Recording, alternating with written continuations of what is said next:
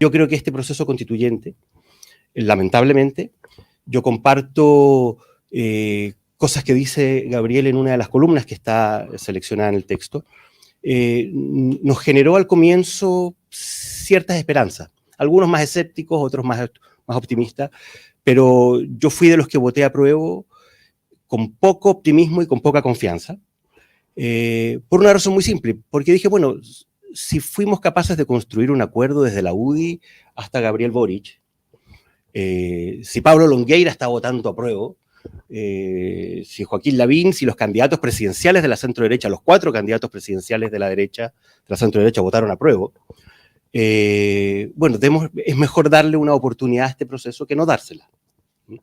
Y sigo creyendo que fue bueno dársela, y que es mejor enfrentarnos al fracaso del proceso que no haberle dado la oportunidad al proceso.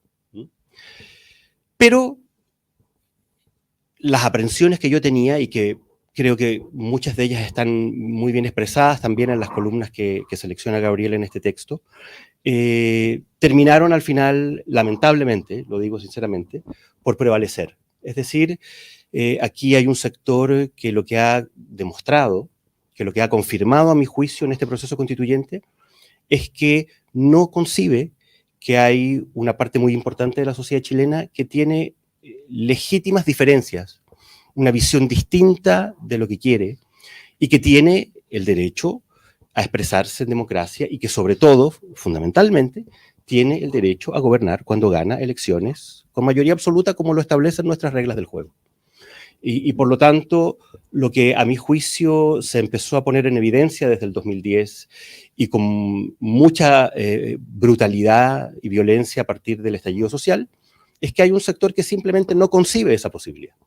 Y que por lo tanto lo que está intentando hacer es construir un modelo de sociedad donde ese 40, 44, como ocurrió en la última segunda vuelta, o 52, 54, como ha ocurrido cuando Sebastián Piñera ha ganado ya 2 veces la presidencia, que ese sector del país simplemente no tiene derecho a gobernar, no está en igualdad de condiciones morales. Aquí hay un juicio moral, a mi juicio, muy, muy de fondo. O sea, aquí, y yo es algo que puedo entender desde mi origen, desde la guata. O sea, a mí me pasa que puedo entender que un sector de la izquierda diga: la derecha en Chile, después de haber apoyado al régimen militar, después de haber apoyado una dictadura que cometió violaciones a los derechos humanos gravísimas, no tiene autoridad moral para gobernar este país nunca más. Pero el problema es que si aceptamos eso como premisa, quiere decir de que aceptamos que en Chile no existe democracia. Y no existe respeto por las diferencias. Y no existe la posibilidad de la evolución, del cambiar, de la autocrítica. Y es algo que yo he discutido mucho con mi mundo, con el mundo del cual yo provengo. Yo me sigo sintiendo parte de una cultura de centroizquierda, aunque me siento tremendamente distante hoy día de la centroizquierda chilena y de la izquierda chilena. Yo vengo más bien del mundo de la izquierda en mi origen. Yo en la década de los 80 fui militante del Partido Comunista, de las Juventudes Comunistas. Mis padres fueron funcionarios del gobierno de Salvador Allende, nos tocó partir al exilio después del golpe. Y a mí lo que me pasa hoy día con el mundo de la centro-derecha es que después de una severísima autocrítica, que tiene que ver con toda una historia personal mía, ya no veo las cosas en blanco y negro. Por una razón muy simple. Porque a pesar de que yo era adolescente en la década de los 80, cuando era militante de las Juventudes Comunistas, en mi conciencia, en mi ideología, yo también apoyé dictaduras. Apoyaba a la Unión Soviética, apoyaba al régimen cubano, apoyaba lo que ocurría en los países socialistas, tenía argumentos y justificaciones para todas las cosas que ocurrían ahí. Entonces, que ahora me digan: es que la gente que apoya dictaduras o que apoyó dictaduras en Chile no tiene hoy día autoridad moral. Bueno, las circunstancias llevaron a que lamentablemente un sector muy importante de la sociedad chilena apoyara una dictadura. Esa es la realidad. Y es una realidad que yo puedo entender en función de lo que fue el contexto que vivió la sociedad chilena en la década del 60 y del 70 y de lo que vino después. Claro, hoy día probablemente no podría entender que la gente que apoyó esa dictadura no se hiciera también una severa autocrítica respecto de muchas de las cosas que ocurrieron durante esa dictadura. pero puedo entender que la vida es más compleja que el blanco y negro en el cual un sector de la sociedad chilena insiste en querer encasillarnos, entre otras cosas, porque los que hoy día consideran que la derecha no tiene todavía autoridad moral para gobernar, apoyan dictaduras en otras partes y justifican violaciones a los derechos humanos o no las ven, o prefieren no verlas, o prefieren guardar silencio.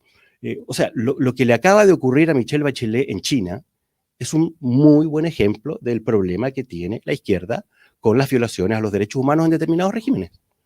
Entonces, he llegado a la convicción de que la vida es más compleja, de que hay que mirar a la historia en función de ciertos contextos también para poder entenderla, no para justificar cosas que resultan a todas luces completamente injustificables, pero para poder entender la complejidad de las cosas. Y la sociedad chilena viene de una historia muy compleja. A mí una de las cosas que me gustó mucho de la recopilación de textos que hizo Gabriel es que siento que, a pesar de que él tiene posiciones muy claras, muy nítidas respecto de cuáles son los riesgos y probablemente las causas del deterioro institucional y político que está viviendo la sociedad chilena desde antes, como decía, del estallido social, siento que en sus columnas siempre ha sido muy respetuoso.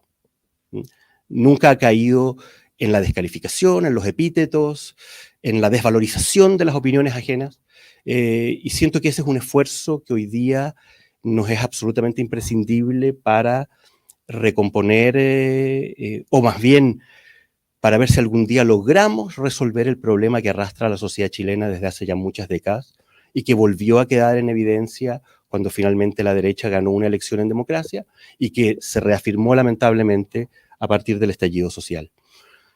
Gabriel termina con una frase, con una línea diciendo, bueno, tenemos que hacer la pega finalmente, tenemos que resolver este problema. Yo lamentablemente hoy día me siento súper escéptico. Siento que hay un sector de la sociedad chilena que no quiere resolver el problema. ¿Y que no quiere resolver el problema? Porque sabe que lo que tiene adelante es probablemente a una de las derechas más poderosas del mundo occidental. Esa es la realidad. En Chile, la derecha desde el año 90 en adelante no ha sacado menos del 40% en elecciones generales nunca. En la última elección, la del 2017, después de haber tenido 2 años viviendo en un verdadero infierno, o sea, creo que no le ha tocado peor a un presidente de lo que le tocó a Sebastián Piñera probablemente en estos últimos 2 años, un presidente y un gobierno que no bajaron del 70% de desaprobación durante esos 2 años, probablemente una cosa inédita.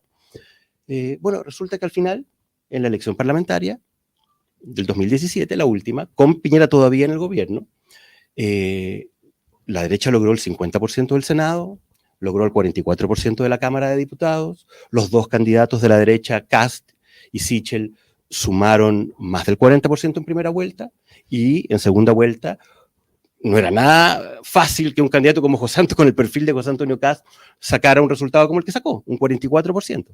Entonces, yo creo que el problema de fondo, a mi juicio, no es la Constitución. Yo creo que la Constitución, en el fondo, ha servido para encubrir algo que este país todavía no se atreve a mirar a la cara y que, sobre todo, la centroizquierda y la izquierda no van a querer reconocer hasta que no sean sacados al pizarrón, finalmente.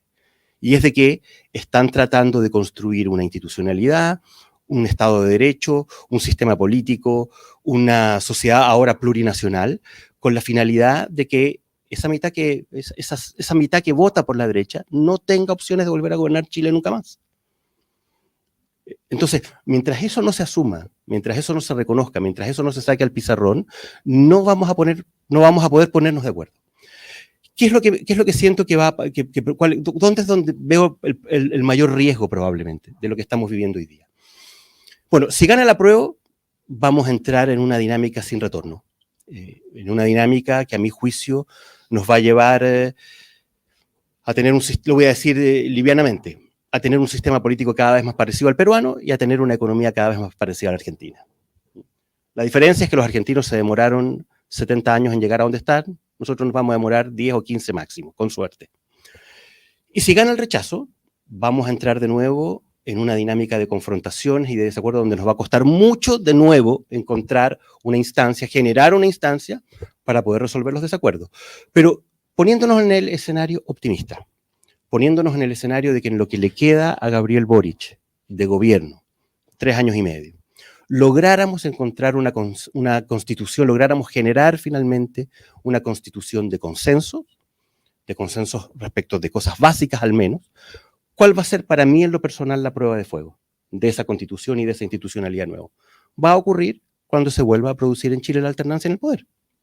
Y vamos a ver si efectivamente estas reglas del juego amplias, consensuadas, finalmente van a resistir la alternancia en el poder, o no va a haber de nuevo un sector del país, que no es menor, lamentablemente, es un sector bien importante del país, no creo que mayoritario, pero sí es un sector muy importante del país, que simplemente cuando vea que el resultado no le gusta, va a empezar de nuevo a embarrar las reglas del juego.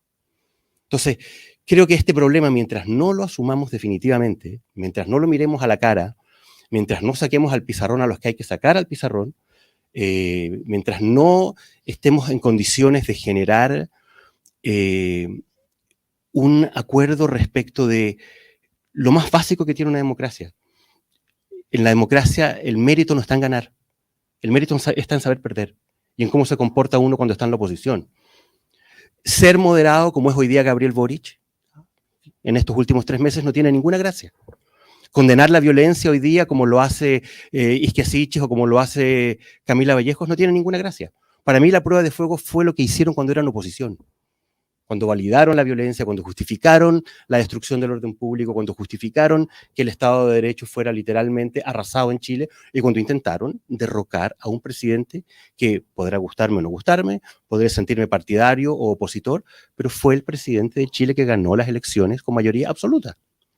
Entonces, mientras ese problema no se asuma realmente, yo creo que vamos a poder pasarnos años discutiendo sobre una nueva constitución, diseñando una nueva institucionalidad, pero mientras un sector del país no le reconozca a la otra mitad el derecho legítimo a gobernar, mientras no se asuma que este país estamos obligados a construirlo entre todos, porque no hay ninguna posibilidad de que la mitad de Chile de la izquierda desaparezca como lo intentó hacer de alguna manera el régimen militar. O sea, el artículo 8º de la Constitución de Jaime Guzmán era eso. Era la ilusión de creer que se podía hacer desaparecer a la mitad de Chile. Lamentablemente hicieron nada más desaparecer a mucha gente, pero la ilusión era de que podían hacer desaparecer a los partidos marxistas y fundamentalmente a los 2 partidos más importantes de la izquierda chilena durante el siglo XX, que eran el Partido Socialista y el Partido Comunista. Eso no se puede hacer desaparecer, ahí están. Y la centroizquierda va a seguir pesando lo que pesa. Pero del otro lado hay una izquierda que está haciendo en el fondo lo mismo hoy día. No le quiere reconocer a la otra mitad de Chile su derecho a existir, su derecho a tener opiniones, su derecho a tener posiciones distintas respecto de los temas.